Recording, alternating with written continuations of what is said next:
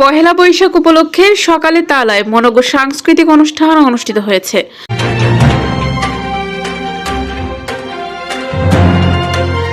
দর্শক স্বাগত জানাচ্ছে বিবিআর নিউজে। শুনছিলেন সংবাদ শিরোনাম। ভ্রাম্যমাণ প্রতিনিধি আরিফ বিল্লাহ তথ্যচিত্রে বিস্তারিত দেখুন।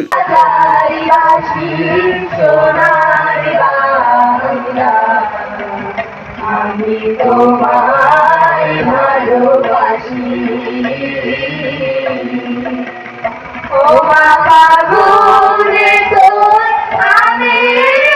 নানা আয়োজনে তালে পালিত হয়েছে পহেলা বৈশাখ 1433। প্রথমে তালা উপজেলা প্রশাসনের আয়োজনে মঙ্গলবার সকালে উপজেলা পরিষদ চত্বর থেকে তালা উপজেলা সহকারী ভূমি কমিশনার ও ভারপ্রাপ্ত ইউনো রাহাত খানের নেতৃত্বে একটি বর্ণাঢ্য র্যালি বের হয়ে র্যালিটি উপজেলার বিভিন্ন গুরুত্বপূর্ণ সড়ক প্রদক্ষিণ শেষে তালা শিল্পকলা একাডেমি প্রাঙ্গণে এসে শেষ হয়।